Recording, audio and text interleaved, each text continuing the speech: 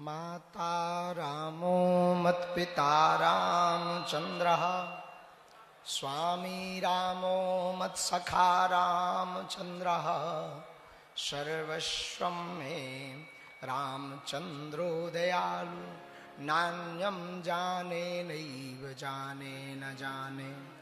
श्री सीतानाथ समारंभां श्रीरामानन्दार्य मध्यमाम् अस्मदाचार्य पर्यन्तां वन्दे श्री गुरु परंपरां। साधु बनना कठिन है जैसे पेड़ खजूर, चढ़े तो चाखे प्रेम रस गिरे तो चकनाचूर। सीताराम भगवान की, श्री बागेश्वर बालाजी की, सन्यासी बाबा की, दादा गुरुजी की, बोल बंसी वारे की, ऊंची अटारी वारी की, श्री वृंदावन धाम की, सभी ब्रजवासियों की, सभी पदयात्रियों की, गुरु और चेला की, आज के मेला की, भारत हिंदू राष्ट्र की। नमः पार्वती पतये हर हर महादेव, हर हर महादेव।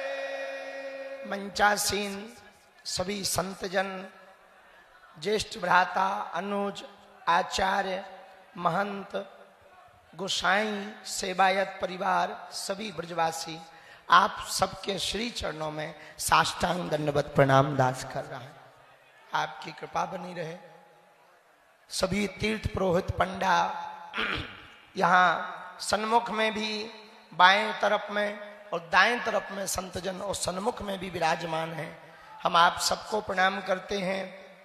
देश के प्राण, सरहद पर खड़ा जवान और खेत का कड़ा किसान, वो भी सामने हैं।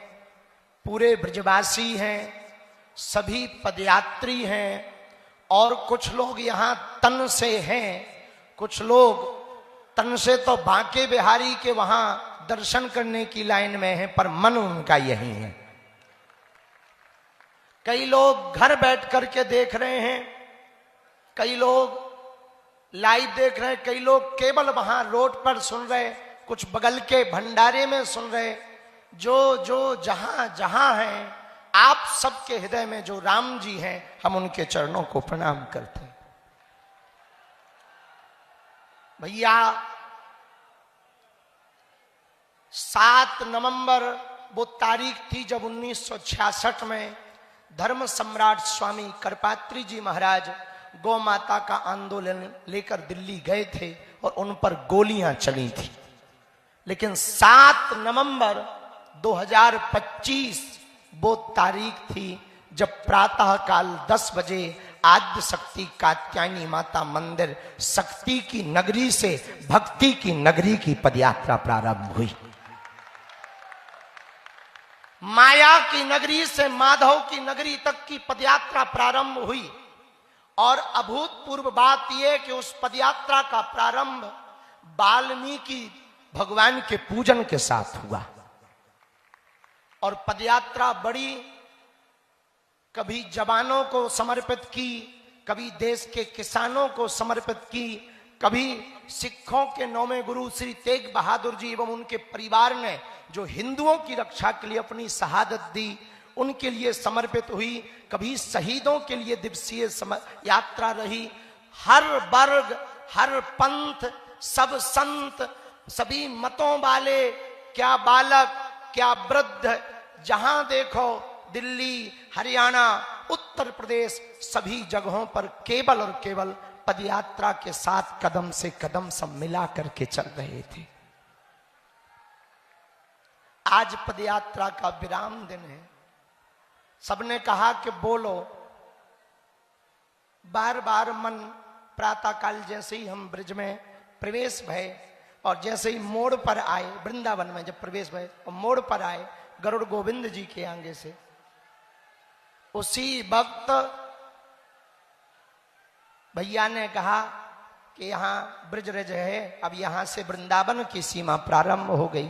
और जब ब्रजरज शरीर में लगाई, प्रणाम किया, तो हमारे मन में एक ही बात आई कि ठाकुर जी अब आपके श्री चरण शरण में हम आ गए हैं। हमारे बालाजी आए हैं और देश के कोने कोने से सभी सनातनी हिंदू आए हुए हैं जो सिर्फ सनातन के लिए, हिंदुत्व के लिए यहां पर एकजुट हुए हैं। ब्रजरज को माथे लगाया और धन्य है सभी पदयात्री। इतना अपार कष्ट आपको हुआ, इतनी पीड़ा आपको उठानी पड़ी। हम विशेषतया ब्रजवासी और पदयात्री जो तीनों प्रदेशों में मिले भी हैं, उन सबको हम हाथ जोड़कर क्षमा मांग रहे कि भैया आप बड़ी आशा अपेक्षा के साथ दिन दिन भर धूप में खड़े रह करके पदयात्रा का दर्शन करने आए थे। आपको बहुत धक्का लगे होंगे, बहुत चोट भी लगी हुई होगी, थोड़ी मोड़ी चोट लगी होगी, पर आपने अपनी श्रद्धा नहीं खोई, समर्पण नहीं खोया। धन्य है आपकी श्रद्धा, धन्य है आपकी आस्था। हम बार बार आपको धन्यवाद कर रहे हैं। आज कुछ भी बोलने का मन नहीं हो रहा। मन ये कह रहा पदयात्रा तो हो गई, पर जिसके लिए पदयात्रा की क्या वो हो गया? कहीं ये पदयात्रा शोभा यात्रा तो नहीं बन गई? कहीं ये पदयात्रा केवल कलश यात्रा जैसी तो नहीं रह गई? जो इन संतों ने त्याग किया, पूज्य बद्रीनाथ वाले महाराज जी और हनुमानगढ़ी बाबा को तो सब जानते हैं, लेकिन वर्तमान में जिनके कारण सबसे ज्यादा हनुमानगढ़ी की याद आ रही तो वो है महंत पूज्य श्री राजूदास जी महाराज जी। इन सब संतों ने बड़ा कष्ट सहा, छोटे छोटे बालकों ने कष्ट सहा, धक्के खा गए फिर भी उठे। वृद्ध माताएं व्हील चेयर पर पदयात्री चले, कलश लेकर पदयात्री चले, केवल इसलिए चले कि हम यदि हिंदू एक हो जाएंगे तो भारत में दंगा नहीं गंगा बहेगी। और एक बात कहें, हम थके नहीं हैं, बस थोड़ा सा सोच रहे हैं कि अब ये तो हो गया, अब आगे क्या करना है उसकी तैयारी कर रहे हैं। न हम थके हैं न थकेंगे, न हम रुके हैं न रुकेंगे। पदयात्रा हमारा विचार और केवल संकल्प इतना था कि पदयात्रा होगी तो हिंदुओं की आने वाली पीढ़ियां बचेंगी, तुम्हारी संतति बचेगी, तुम्हारी संपत्ति बचेगी, तुम्हारे मठ बचेंगे, तुम्हारे मंदिर बचेंगे, तुम्हारी बेटियां बचेंगी और तुम्हारी रोटियां बचेंगी। हिंदू बच जाए, हिंदू एक हो जाए और हिंदुओं के न अंदर जो एक छुआछूत भेदभाव का दाग लगा है वो दाग मिट जाए, हिंदू अपना डर छोड़कर घर से बाहर निकल आए। केवल इसी के लिए पदयात्रा की। पदयात्रा के प्रारंभ में ही लोगों ने धमकाने का काम किया, लोगों ने विरोध किया, यहां तक कि अद्भुत आस्था आप सबकी देखें भैया। धन्य है आप लोग, धन्य है आपकी आस्था। बम विस्फोट हो गया, पूरे देश में हड़कंप दिल्ली के बम ब्लास्ट की हुई, पर धन्य है सनातन हिंदुओं, तुम बम का विस्फोट होने के बावजूद भी डरे नहीं, आगे बढ़े और चलते रहे, चलते रहे। और आज हम सब वृंदावन पहुंच ही गए, आज ठाकुर जी की नगरी पहुंच ही गए। आज हम सबकी ये यात्रा विराम हो रही है तन की, अब आगे पदयात्रा करेंगे मन की और विचारों की। जब घर जाएंगे तो केवल ताली बजाकर सेल्फी खींचकर नहीं जाएंगे, घर जाएंगे तो 5 प्रण लेकर जाएंगे। कितने प्रण? जरा जोर से बोलो, कितने प्रण लेकर जाओगे? कौन कौन लेकर जाएगा? हाथ उठाओ। पक्का 5 प्रण लेकर के जाना है। पहला प्रण है जुड़ो और जोड़ो, जुड़ो और जुड़ो और, जरा जोर से बोलो, जुड़ो और। पूछो कैसे? आप तो सनातनी हैं ही हैं, आप तो हिंदुत्ववादी हैं ही हैं, अपने 5 परिवारों को भी कट्टर हिंदू, कट्टर सनातनी बनाना है। मात्र 5 रिश्तेदार या 5 मित्रों को। दूसरा प्रण भगवां अभियान। क्या? भगवां अभियान। अपने हर घर के बाहर जो आप ये धर्म ध्वज लेकर आए हैं, जो लेकर आए वो लेकर जाना, अपने घर पर लगाना और सबको बताना ये वही धर्म ध्वज है। हिंदुओं की एकता की ताकत जब सड़कों पर लहलहा रही थी, ये धर्म भी तब लहरा रहा था। अथवा जिन पे नहीं है वो ले लेना। तीसरा प्रण, ये दूसरा मानोगे? अरे जरा जोर से तो बोलो। पक्का? 5वें में अब तीसरा प्रण। तीसरा प्रण भी मानना बहुत जरूरी है। मात्र 5 मान लो तो भैया अपनी पदयात्रा सफल हो जाए। तीसरा प्रण है साधु संतों का कमंडल और बागेश्वर धाम का मंडल। जब जब देश के हिंदुओं पर खतरा आएगा, सबसे आगे आएगा। चाहे 1000 काम छोड़ने पड़े, 100 काम छोड़ने पड़े, इस पदयात्रा के मध्य में बहुत से आर्मी वाले जो आर्मी में हैं वो सैनिक वीर आए और हमने कहा कि आप सरहद जो सेवा क्यों छोड़ के आ गए, ड्यूटी क्यों छोड़ के आए? बोले गुरुजी हमने 15 दिन की छुट्टी ली है। देश की सेवा तो हम कर ही रहे हैं, पर देश के अंदर भी एक सेवा जरूरी है। सनातन बचेगा तो हमारी वहां की लड़ाई थोड़ा कम हो जाएगी, वहां हमें थोड़ा सुकून मिलने लगेगा, इसलिए हम आपके साथ आए हैं। तो तीसरा संकल्प है साधु संतों का कमंडल और बागेश्वर धाम का मंडल। हम सबको गांव गांव में एक एक मंडल गठन करना है और उस मंडल के द्वारा अवैध धर्मांतरण, जीर्ण शीर्ण पड़े मंदिर और गांव भर में हर 1-2 महीने में एक यात्रा निकालनी है, गांव की सनातन हिंदू एकता पद यात्रा। चौथा संकल्प और आवश्यक है, वो ब्रज में भी जरूरी, देश के कोने कोने में जरूरी, हर क्षेत्र में जरूरी है। चौथा संकल्प लेने के लिए कौन कौन तैयार है? चौथा संकल्प है घर वापसी अभियान। जो अपने वाले चले गए उन्हें बुलाओ कि बेटा यही समय है, सही समय है, वापस आओ। और उसके लिए जो मंडल गांव गांव में बने, उनकी प्राथमिक जिम्मेदारी यही होगी कि धर्मांतरण होने ना पावे और जो हो गए वो घर कैसे वापस आवे। ये कार्य यदि चौथा वो मंडल के अंदर ही करना है, मंडल के साथ ही करना है। मंडल का मतलब बागेश्वर धाम नहीं, आप चाहे जिस मंडल से जुड़ जाना, अपना नया भी बना लेना, पर मंडल इसके लिए बनाना कि हमारे पहले गांव में एकता हो। गांव में एकता होगी तो शहरों में होगी, शहरों में होगी तो प्रदेश में होगी, और प्रदेश में होगी तो देश में एकता होगी। और 5वां और अंतिम संकल्प कौन कौन पदयात्री लेकर जाना चाहते? जय श्री राम जरा बोल के बताओ। जय श्री राम बोलो। भारत देश में जितने तीर्थ हैं, जिन पदयात्रियों के पास नजदीक में जो तीर्थ है, उस तीर्थ देवालय मंदिर के आसपास भारत में मांस मदिरा की दुकान नहीं होगी। जहां भगवान होगा वहां दुकान नहीं होगी।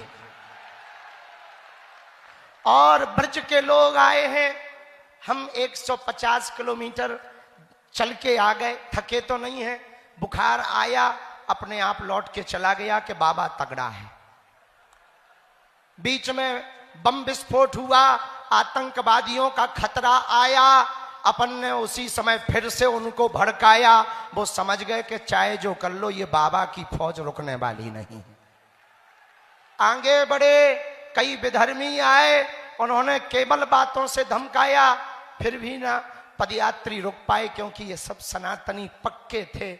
और हमको लगता है भैया, ऐसा हमने तो अपने जीवन में पहली बार देखा, और उसमें बहुत कृपा की ब्रज ने, दिल्ली ने, हरियाणा ने, सभी जनों ने, पर विशेषतया जो ब्रज ने कृपा की वो किसी ने कृपा नहीं की। लेकिन यहां ब्रजवासी कितने बैठे हैं? अच्छा, तुम ही तुम हो, है?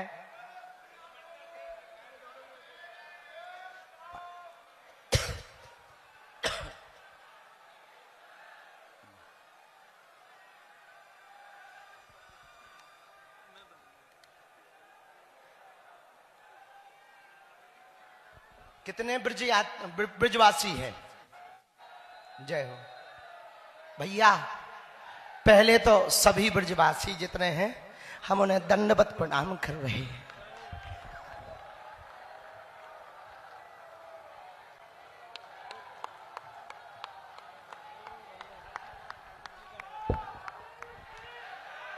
आपने जो कृपा की, आपने जो आशीर्वाद दिया, गले लगो ब्रजवासी।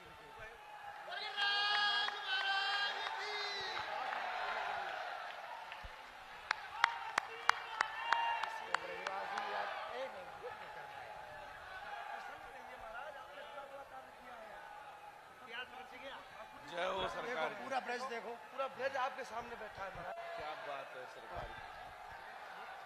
पूरा वज्रवासी है। हम समझ गए ब्रजवासी वज्रवासी हैं, वज्रवासी है। पर जो पदयात्री चले उनके भी चरणों को हम प्रणाम कर रहे और लेट कर प्रणाम कर रहे कि जो आपने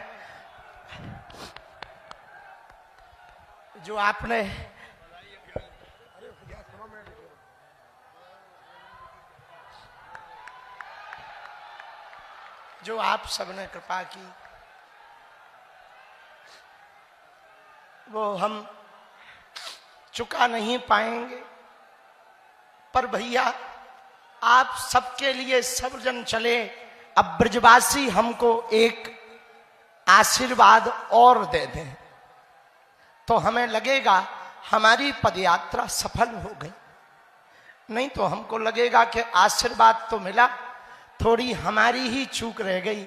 अब वो हमको आशीर्वाद चाहिए कि भले ही आप कुछ भी करो, ब्रजवासी जो करने पर रुक जाएं, आगे बढ़ जाएं, वो कभी फेल नहीं होता है। जब ठाकुर जी को गोवर्धन पर्वत आप सबने उठवा दिया, बड़ी बड़ी लीला करवा दी, एक वचन दे दो, जहां वृंदावन में अंदर जाते ही पूज्य बाबा प्रेमानंद जी परिक्रमा के लिए मुड़ते हैं, वहां भी एक मदिरा की दुकान है। छठी करा में प्रियाकांत जू के पूर्व में जहां मुड़ते हैं उसके कुछ दूर पूर्व ही मदिरा की दुकान है। हम चाहते हैं इतना आशीर्वाद दे दो कि हमें आप जब बुलाओगे हम आते रहेंगे। आप एक वर्ष के अंतर्गत उन दुकानों को बाहर निकालने का संकल्प दे दो। आप चाहे जो करना पड़े, जिसकी दुकान है हाथ जोड़ने पड़े, जो दुकान लगाए हम उसके पैर पकड़ने को तैयार हैं। पर ब्रज हमारा प्राण है, कृष्ण हमारे प्राण हैं। उनकी भूमि पर यदि मदिरा बिकेगी तो पदयात्री और परिक्रमा वासियों के दिल में क्या बात जाएगी प्रभु के प्रति और ब्रजवासियों के प्रति। इसलिए हमारी प्रार्थना है कि जहां पूरी दुनिया आ रही वहां की दुकानें यदि बंद हो जाएंगी तो हमारे जितने बागेश्वर धाम के बिहार का मंडल, छत्तीसगढ़ का मंडल, गुजरात का मंडल, मध्य प्रदेश का मंडल और महाराष्ट्र, दिल्ली, जहां जहां के मंडल, सुंदरकांड मंडल, महाराज जी 7,000 सेवादार और जो रस्सी चला रहे उनके हाथ फट गए, पैर फट गए, लेकिन वो रस्सी पकड़े हुए हैं, रस्सी नहीं गिरने दे रहे। झंडा वाले झंडा नया नहीं लेते, वही 9-10 दिन तक झंडा लेकर चल रहे हैं। ये सब जो पदयात्री आए हैं ना, यदि आप वचन दे दोगे तो इनको इतना सुख मिलेगा कि इनकी पदयात्रा सफल हो गई है। कौन कौन ब्रजवासी तैयार है? पक्का? अरे जोर से तो बोलो। यदि वो दुकान वाले हमारे प्रणाम करने के बाद भी नहीं माने तो आप लोग कागजी पुलिस प्रशासन जो अधिकारी नेता होते हैं उनसे कहोगे, 1 साल में वो बाहर हो जाएंगी। अरे जय हो तुम्हारी, फिर तो हम भी ब्रजवासी हो जाएंगे। अभी भी हैं ब्रजरज की बहुत महिमा है, अभी भी हैं। जिसको ब्रजवासी स्वीकार कर लेते हैं ना, उनको ठाकुर जी भी स्वीकार कर लेते हैं। और हमें तो खूब आशीर्वाद मिला प्रारंभ से ही पूज्य शांति दूत पूज्य भ्राता श्री देवकी नंदन ठाकुर जी, पूज्य भ्राता श्री पुंडरी गोस्वामी जी और हमारे अनुज अति प्रिय श्री आचार्य इंद्रेश उपाध्याय जी, खूब प्रेम, खूब लाड़ दुलार, खूब कृपा। और एक नाम हम लेकिन लेना बहुत आवश्यक है इस क्रम में। ये पदयात्रा में आप जो 10 दिनों तक भंडारा पाते रहे ना, वो गौरी गोपाल आश्रम की कृपा है। ये एक बार ताली जोरदार बजा करके धन्यवाद दो। ऐसी अभूतपूर्व कि पहले ही दिन जब बैठक हुई थी तो आपने मंच से कहा था, महाराज जी आप पदयात्रा करके लोगों को लाओ, हम खिलाएंगे। ये अभूतपूर्व, ये बड़ी कृपा हुई। तो आपने भी बड़ी कृपा की, महंत जी ने भी बड़ी कृपा की, सभी महापुरुषों ने कृपा की। बीच बीच में बहुत से महापुरुष कोई ना कोई आते रहे। ब्रजवासियों को, हरियाणा वालों को, दिल्ली वालों को रास्ते में धक्का जरूर लगा होगा, पर एक बात कहना चाह रहे, ये धक्का आपके बच्चों को भविष्य में दूसरे मजहबियों का धक्का ना लगने देगा। जो भविष्य में कालांतर में दूसरे मजहबियों का धक्का, देखो हम ना मुसलमानों के विरोधी हैं ना ईसाइयों के विरोधी हैं। कुछ लोग इस देश में तिरंगा में चांद देखना चाहते हैं, हम चांद पे तिरंगा देखना चाहते हैं। हो सकता हमारी बुराई हो इस बात की, लेकिन हम फिर कहना चाह रहे हैं कि उनके में डॉक्टर पढ़ा लिखा भी आतंकवादी होता है। और इतनी बड़ी पदयात्रा आ गई, भगवान की कृपा से हनुमान जी ने किसी को कुछ नहीं होने दिया। उनके में डॉक्टर भी आतंकवादी है, उनके में पढ़े लिखे भी मजहबी कट्टरपंथी विचारधारा की सोच रखते हैं। वो कभी नहीं कहते कि हमें गर्व है कि हम मुसलमान हैं, क्योंकि वो अपनी परंपरा का पालन करते हैं। आज जितने भी सनातनी पदयात्री आए हैं, हम हाथ जोड़ करके भैया कहें, आप स्वयं सनातनी तो हो, अपने बच्चों को बनाने के लिए कहने की जगह करने की आवश्यकता है, करके दिखाने की आवश्यकता है। जैसे बच्चों को कहें कि हम मंदिर में प्रणाम कर रहे हैं, करके यदि बताएंगे तो उन्हें पता लगेगा कि ऐसे प्रणाम कर रहे हैं। इसलिए अपने बच्चों को पक्का सनातनी बनाना है तो जो पंच संकल्प आज हम सबने लिए हैं, वो अपने गांव जाकर के सबको बताना है, जगाना है। एक बात और हम सबसे प्रार्थना करें, ये पदयात्रा आज यहां विश्राम लेगी, 3.0 फिर चलेगी। लेकिन वो कब चलेगी ये बाद में बताएंगे, कहां होगी ये बाद में बताएंगे। पहले समय अनुकूल देखा जाएगा, परिस्थिति देखी जाएगी, फिर मंडल, जहां जहां मंडल है उनके साथ एक बैठक इस पदयात्रा के बाद जरूरी है। उसी में ये निर्णय ले लेंगे कि भविष्य में कहां पर पदयात्रा करेंगे। पर इस बार की पदयात्रा जहां अवैध धर्मांतरण हो रहा उस तरफ जरूर जाएगी। हर हर महा बागेश्वर धाम की, सन्यासी बाबा की, दादा गुरुजी महाराज की, हर हर हर हर। सभी पदयात्री जो परिवारजन चल के आए, आप लोग, हम लोग यहां से आगे विदा लेंगे। विदा लेने के पूर्व में हनुमान चालीसा का पाठ करके जाएंगे और जो संकल्प यहां पर लिए, जो यहां पर उपस्थित हैं, वो इस बात को भी सुने कि ठाकुर जी के मंदिर में यदि आपके दर्शन ना हो पाए तो मन परेशान ना रखना, हम आपके बदले प्रणाम कर आएंगे। और जिन पे साधन है वो गोवर्धन जी के दर्शन कर आना, क्योंकि ठाकुर जी स्वयं ब्रजवासियों को लेकर के गिरिराज जी की पूजा कराने जाते हैं। तीसरी बात, आप सब जब घर जाएं तो जो आज 5 संकल्प लिए हैं उन संकल्पों को आप दोहराएं जरूर। अपनी बैठकों में, अपनी बातों में सबसे कहें कि भैया ये जो पदयात्रा हम सब करके आए हैं, अपने लिए नहीं, आने वाली पीढ़ियों को बचाने के लिए पदयात्रा है। अब यदि देश को बचाना है तो 5 सूत्र संकल्पों के साथ हम लोगों को गांव गांव में एक मंडल बनाना है। यदि एकजुटता होगी, आप एक होंगे, तो दुनिया की कोई भी ताकत आपका बाल बांका नहीं कर पाएगी। हिंदुओं, आप इसलिए परेशान हो क्योंकि कहीं जातियों में बटे, कहीं भाषावाद में बटे, कहीं क्षेत्रवाद में बटे। हम सनातनी हैं, हम हिंदू हैं। मेरा रंग रंग हिंदू, मेरा तन मन हिंदू, मेरा जीवन हिंदू, मेरा परिचय हिंदू।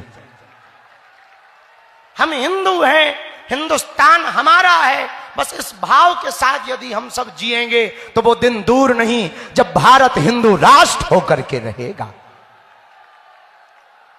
और एक बात सुनो, इस पदयात्रा ने अनेकता फैलाने वालों के मुंह पर तमाचा मारा है। जब लाखों सनातनी सड़कों पर चले तो मानो एकता का समुद्र बहता चला जा रहा हो, ऐसा दिखाई पड़ा।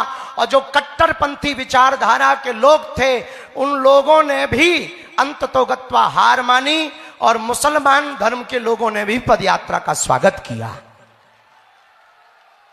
यह पदयात्रा आपकी एकता के कारण, आप सबके इतने समर्पण के कारण सफल हो पाई है। हमारी प्रार्थना है, जैसे आज आप पदयात्रा के लिए एकत्रित हुए, किसी भी हिंदू के ऊपर, सनातनी पर कोई हमला होना, तो यदि आप उनके लिए ऐसे एकजुट हो जाएंगे तो भारत में देश विरोधी और सनातन विरोधी रह नहीं पाएंगे। ये पदयात्रा की सामाजिक समरसता भोजों ने गांव गांव में संकल्प दिलाया कि हम भेदभाव नहीं करेंगे, छुआछूत नहीं करेंगे। रामानंदाचार्य भगवान ने कहा, हरि को भजे सो हरि को होई, जात पात पूछे नहीं कोई। जो भगवान का भजे सो वो भगवान का ही होता है, कोई ऊंच नीच नहीं, कोई छुआछूत नहीं। ऐसे 28 जगहों पर सामाजिक समरसता के भोज हुए इस पदयात्रा में। और जब 5 करोड़ की आबादी के बीच से ये पदयात्रा निकली तो चारों तरफ संतों का साथ, संतों का हाथ, महात्माओं का साथ, ब्रजवासियों का साथ, हरियाणा वालों का साथ, दिल्ली वालों का साथ, हाथ में हाथ था। वहां ना जात थी ना पात थी, केवल हाथ में हाथ था एकता का, सनातनी एकता का। और इस पदयात्रा का एक लाभ और हुआ कि इन 10 दिनों में जो हिंदुओं को गलत समझते थे, उनके मुंह पर तमाचा लगा कि तुम्हारी जब यात्राएं निकलती हैं तो गजवाए हिंद के नारे होते हैं या मारने काटने सरतन से जुदा करने की बातें होती हैं, लेकिन हमारी जब यात्रा निकलती है तो केवल भगवान की चर्चा होती है, एकता की चर्चा होती है, राम की चर्चा होती है, राष्ट्र की चर्चा होती है और वसुदेव कुटुंबकम की चर्चा होती है। विश्व में शांति की बात करते हैं।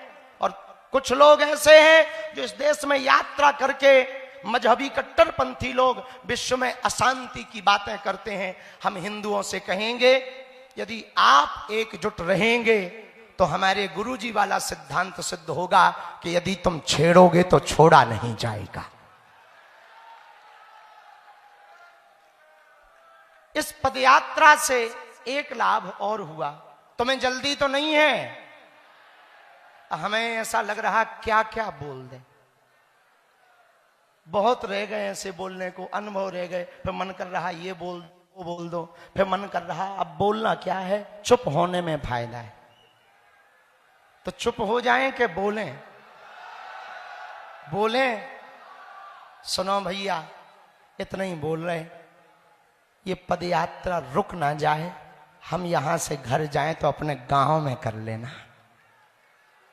अपने जिला में कर लेना, अपने प्रदेश में करना, ताकि वहां यात्रा, एकता की यात्रा का सूत्र गांव गांव चला जाए। तब आप जब घर जाएं तो इतना कहना कि हम पदयात्रा से, लोग पूछेंगे क्या लेके आए, कहना पदयात्रा से हिंदू एकता के लिए फिर से पदयात्रा लेकर आए। और हम इस पदयात्रा की एक बड़ी खूबी रही, छोटे बालकों से लेकर के वृद्ध भी थे, आर्मी के जवान भी थे, एक दिन हल लेकर के किसान भी थे, एक दिन सभी सिखों के सभी गुरु और गुरु ग्रंथ साहब का अनुसरण करने वाले सभी अनुयायी थे। जब पदयात्रा आगे बढ़ रही थी, सभी वर्गों के लोग थे, बूढ़ी बूढ़ी माताएं थीं, वृद्ध वृद्ध दादाजी भी थे, भारत से भी थे, विदेशों से भी थे, संत भी थे, महंत भी थे। लेकिन एक बड़ी अद्भुत बात थी इस पदयात्रा में जो हमको देखने को मिली। अन्य मजहबों के लोग, बड़े बड़े ऊंचे पद पर बैठे लोग जब पदयात्रा में आए तो वो भी सड़क पर बैठे और गांव का सबसे गरीब आदमी भी उनके बगल में सड़क पर बैठा। सिनेमा के लोग भी सड़क पर आए बैठने के लिए और सत्ता के लोग भी सड़क पर आए बैठने के लिए। सिनेमा के बड़े बड़े लोग आई हैं। आज जब हम वृंदावन में प्रवेश कर रहे थे तो मध्य प्रदेश के मुख्यमंत्री जी आए, श्री मोहन यादव जी, उन्होंने सड़क पर बैठकर दीनहीनों के साथ सामाजिक समरसता का भोज किया और उन्होंने कहा कि हम मंच नहीं जाएंगे, मंचों पे हम हमेशा जाते हैं, आप जैसे संत जब सड़कों पर उतरे हैं तो हम भी सड़क पर बैठ करके संदेशा देंगे। ऐसी अभूतपूर्व इसमें झांकी थी कि सब लोग सड़क पर थे। हम कहना ये चाह रहे हैं कि हम सब यदि एक जगह पर बैठेंगे, एक साथ चलेंगे, देखो न हमें हिंदू हृदय सम्राट बनना, न हमें हिंदुओं का पोस्टर बॉय बनना, न हमें नेता बनना, न हमें पार्टी खड़ी करनी, हमें तो केवल सनातन का सिपाही रहना है। पर एक बात ध्यान रखना, हिंदुओं की एकता ना होने का यदि कारण है तो सब लोगों का एक ईगो है कि सब हमारे छत के नीचे आ जाए, हमारे छत्ते के नीचे आ जाए। ये सबसे बड़ी दीवाल है। हम एक बात कहने को तैयार हैं कि हम सबके छत के नीचे बैठने को तैयार हैं, बस वो कट्टर सनातनी वाला होना चाहिए, राम वाला होना चाहिए, भगवान कृष्ण वाला होना चाहिए। हमें ना कोई अपना छत बनाना है, ना कोई छाता बनाना, ना संगठन। हम तो यही कहेंगे, हम सब जैसे आज बैठे हैं यही बैठे रहें, चलते रहें, बातों से कदम अपने शब्दों से शब्द मिलाते रहें, तो वो दिन दूर नहीं है जब भारत हिंदू राष्ट्र बन जाएगा। गजवाए हिंद चाहते हो या भगवाए हिंद? राम का अकबर का राष्ट्र चाहते हो या रघुबर का? अच्छा, हिंसा करने वालों का राष्ट्र चाहते हो या अहिंसा करने वालों का? बम फोड़ने वालों का राष्ट्र चाहते हो या नारियल फोड़ने वालों का?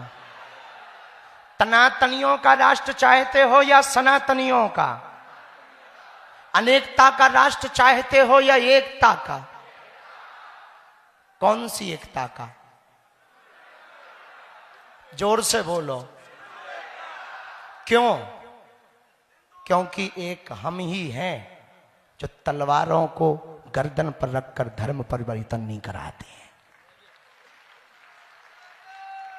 और इस देश की एकता की यात्रा है। जिन्होंने कहा कि ये देश के खिलाफ और संविधान के खिलाफ यात्रा है, तो हम आपको कह दें, इस देश में जन्म लेने वाला हर व्यक्ति हिंदू है, क्योंकि वो हिंदुस्तान में पैदा है। तुम पाकिस्तान में पैदा हो जाओ तो तुम सेकुलर कहलाओगे या अन्य तुम कहलाओगे। यदि तुमने हिंदुस्तान में जन्म लिया तो तुम हिंदू हो।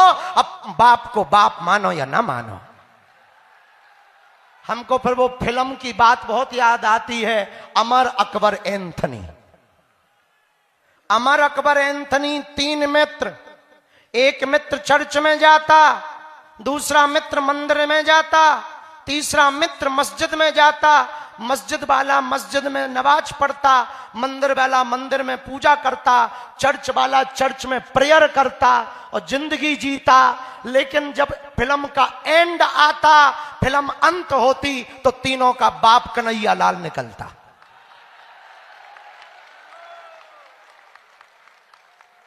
बताओ, जिंदगी निकल गई, मस्जिद जाते उसकी जिंदगी निकल गई, चर्च जाते हुए, पर जब खोजा सारा जहां तब पता लगा कि अपना बाप यहां। हम कहना ये चाह रहे, जो अन्य लोग अपने, जो भी भारत का व्यक्ति अपने आप को हिंदू नहीं मानता, भैया कोई दिक्कत नहीं है, सनातनी तो मान ले, और सनातनी नहीं मानता तो भारत में तू रहता काहे को है? तुम्हें हिंदू से दिक्कत है, सनातनी हो जाओ। भारत तो सनातन का देश है कि नहीं? प्रभु श्री राम का देश है कि नहीं? भगवान कृष्ण का देश है कि नहीं? तो तनातनी है कि सनातनी? तो जो पैदा होगा वो तनातनी लिखेगा या क्यों लिखेगा सनातनी? क्योंकि सनातन के देश में जन्म लेने वाला सनातनी है, और जो नहीं लिख रहा तो उनके लिए बड़ी दूर नहीं है, लाहौर पकड़ लो। आपको हम ये भड़काऊ वाली बातें नहीं कह रहे हैं कि अपन को एकता करके किसी को मारना है ना। एकता करके यदि भारत हिंदू राष्ट्र बनेगा तो भारत में हिंसा नहीं होगी। भारत हिंदू राष्ट्र बनेगा तो गाय माता सड़कों पर नहीं, गौशालाओं में या गौ भक्तों के घर पर होगी। भारत हिंदू राष्ट्र बनेगा तो कोई तुम्हारे ग्रंथों को नहीं फाड़ेगा। भारत हिंदू राष्ट्र बनेगा तो कोई तुम्हारे संतों को नहीं मारेगा। भारत हिंदू राष्ट्र बनेगा तो कोई मजहबी कट्टरपंथी बम नहीं फोड़ेगा। यदि वो भारत में रहेगा तो वो भी नारियल ही फोड़ेगा। भारत हिंदू राष्ट्र बनेगा तो भगवा तो लहराएगा, पर भारत भी नित नई ऊंचाइयां पाता चला जाएगा। और इसमें कोई संदेह नहीं। हम एक बात कह दें, हम किसी पार्टी या राजनीतिक व्यक्ति से बिल्कुल भी हमारा मतलब नहीं, क्योंकि जो जिस पार्टी में हिंदू है उस पार्टी की पदयात्रा लेकर हम आए हैं। जिस पार्टी में हिंदू नहीं है उनकी पदयात्रा जरूर नहीं। जिस पार्टी में सनातनी है उन सब की पदयात्रा लेकर आए। पर यह बात कहते हुए हमको अतिशयोक्ति नहीं कि जब ये पदयात्रा प्रारंभ हुई तो 90 साल की वृद्ध महिला भी साथ मिली, उन्होंने भी आशीर्वाद दिया। 5 साल के बालक ने भी दिया, 10 साल के बालक ने भी हिंदू एकता का साथ दिया। पर देश की राष्ट्रपति जी ने भी कहा फोन लगाकर दूरभाष से कि आप बहुत अच्छा कर रहे हैं, भेदभाव मुक्त भारत कर रहे हैं। और प्रधानमंत्री जी के लिए भी हम कहेंगे, यदि वो तीनों प्रदेशों की पदयात्रा में ना वॉचिंग रखते, नजर रखते, तो शायद इतनी सफल ना हो पाती। यदि एक भी कैजुअलिटी नहीं हुई तो इस देश के परम सनातनी श्री नरेंद्र मोदी जी के कारण। प्रधानमंत्री तो सबका होता है इसलिए नहीं, लेकिन उन्होंने बहुत बारीकी, वो सनातन के प्रति तो पक्के हैं ही हैं, चाहे वो रामलला के लिए हो, चाहे वो भगवान महादेव के लिए हो, कहीं के लिए, लेकिन सनातन के लिए तो पक्के हैं ही हैं। और जब उन्हें पता लगा कि पदयात्रा अमुक जगह पहुंची और दिल्ली में ऐसा हो गया, उसी रात पूरी पदयात्रियों की सुरक्षा के लिए स्पेशल आदेश निकला और 6000 पुलिस फोर्स प्लस बढ़ा करके पदयात्रा को सफल करवाया। हम साधुवाद इसलिए देना चाह रहे कि उन्होंने भी पदयात्रा में सहयोग दिया, इसलिए हमने प्रधानमंत्री जी का नाम लिया। टेंट वालों ने सहयोग दिया तो हमने धन्यवाद कहा, सेवादारों ने सेवा की उनको धन्यवाद, ब्रजवासियों ने कृपा की उनको धन्यवाद। उसी प्रकार इस देश के प्रधानमंत्री ने देखा कि अनेक महात्मा और लाखों सनातनी सड़कों पर एकजुटता के लिए निकल रहे हैं, तो बोले हम आ तो नहीं सकते पर यहां से व्यवस्था पूरी करेंगे। देखे रहेंगे, उनका देखना ही काफी है। फिर पूज्य महाराज जी मिले तो भंडारा हो गया, कोई मिला, व्यवस्था बन गई और निर्विघ्नता से आज पदयात्रा संपन्न हुई। हम सभी सेवादारों को, सभी मंडलों को, सुंदरकांड मंडल को, बागेश्वर धाम की पूरी टीम को जिन्होंने दिन रात सेवा की, उन सबको साधुवाद देते हैं। हम फिर से 5 संकल्प दोहराएंगे। यदि आप वो संकल्प करना चाहें, कर रहे हैं और करेंगे ही, तो दोनों हाथ उठा लें। पहला संकल्प है जुड़ो और जोड़ो। बोलो जोर से। 5-5 परिवारों को हम लोग जोड़ेंगे। दूसरा संकल्प है भगवा अभियान। अपने घरों पर एक एक धर्म ध्वज लगाएंगे। तीसरा संकल्प है साधु संतों का कमंडल और बागेश्वर धाम का या कोई भी मंडल, हनुमान जी का मंडल, ये बना करके कहो, ये बना करके हम हिंदुत्व के लिए कार्य करेंगे।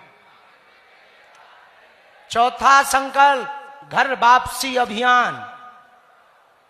जो चले गए लोभ प्रलोभन में, उनको घर वापस लाएंगे। पांचवा संकल्प है संपूर्ण भारत के देवालय, तीर्थ, मंदिर और मंदिरों के आसपास बैठे भगवान, वहां नहीं रहेगी मांस मंदिरा की, वहां नहीं रहेगी मांस मंदिरा की। ये पांचों जो भी कार्य करें, यदि आप हमारे धाम पर आकर के बताएंगे तो हम आपके लिए हर वर्ष एक 15 दिन का सत्र धाम पर रखेंगे और आपके कदम से कदम मिलाकर चलेंगे। ये संतों के साथ आपके यहाँ कोई भी विपत्ति आती है तो हम सब संत वो उस स्थान की चर्चा पूरे भारत तक पहुंचाएंगे। बस ये 5 संकल्पों को आपको पूरा करना घर जाकर, और प्रेम पूर्वक इकट्ठे नहीं जाएंगे। अभी 2 मिनट रुकेंगे, इकट्ठे कोई नहीं जाएगा। हनुमान चालीसा पढ़ करके जाएंगे। प्रसादी भंडारा बगल में है जो हमें सूचना दी गई, और हम थके नहीं हैं, बढ़िया हंस रहे हैं। अब चिंता ना करो, स्वास्थ्य बिल्कुल ठीक है। कल से ही हमको 300 बेटियों की शादी की तैयारी करनी है, क्योंकि 15 फरवरी को कन्या विवाह है। तो पदयात्रियों को, मंडलों को हम धाम पर मिलेंगे। जब आप लोग यहां से घर पहुंच जाएं, धाम पर आपको यदि आना है तो हम फरवरी में वहीं मिलेंगे, चिंता ना करो। और 300 बेटियों का विवाह करवाएंगे। तो हम अगले काम में लगे गए हैं, तुम बिल्कुल चिंता ना करो। और ये काम भी भव्य दिव्य है, वो होगा। हमें हनुमान जी पर भरोसा है, क्योंकि उसमें भी हिंदू एकता है। सभी समाजों की मातृ पितृहीन बेटियां उसमें आती हैं।